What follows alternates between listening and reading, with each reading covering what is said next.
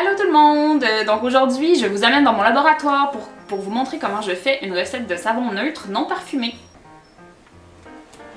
Donc on commence par peser la soude caustique, hydroxyde de sodium. Maintenant, on pèse la quantité d'eau requise.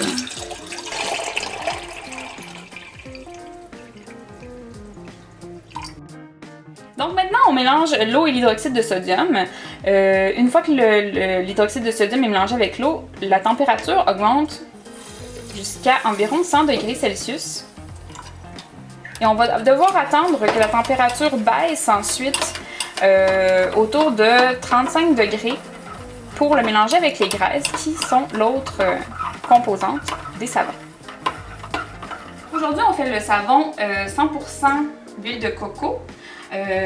L'huile de coco, quand on fait un savon à 100%, ça peut être un petit peu irritant pour la peau. Donc, on va mettre une quantité de graisse supplémentaire dans le savon pour être sûr de bien neutraliser l'hydroxyde de sodium qui est à la base un agent corrosif.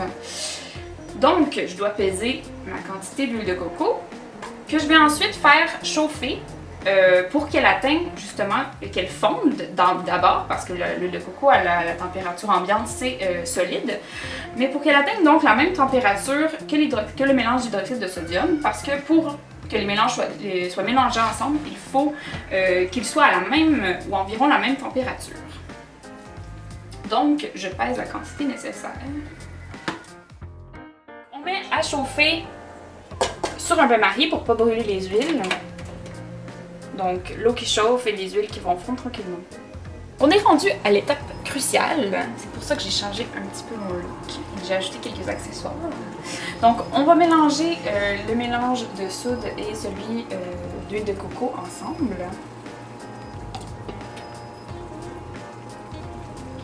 Et c'est à cette étape-là qu'on ajoute les additifs qu'on veut mettre dans notre savon. Donc, pour celui-ci, qui est très neutre, je mets donc de l'argile blanche.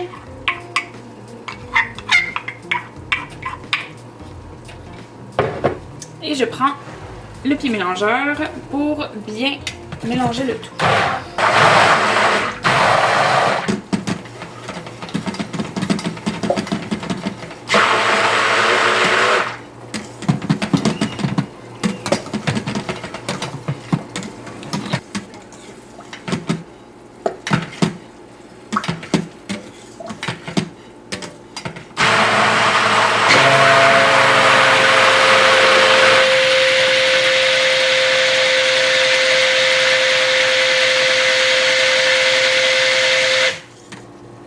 Une fois que tout est bien homogène, on doit attendre et continuer de brasser jusqu'à temps d'atteindre la trace.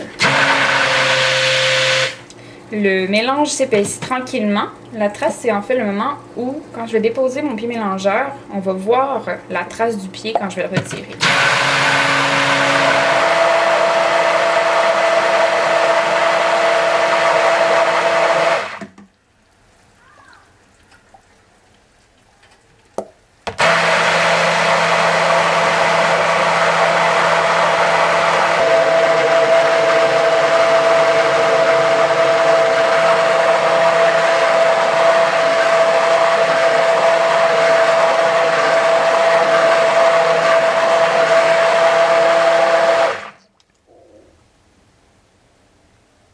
Là, on voit qu'il y a vraiment la trace ronde du pied mélangeur.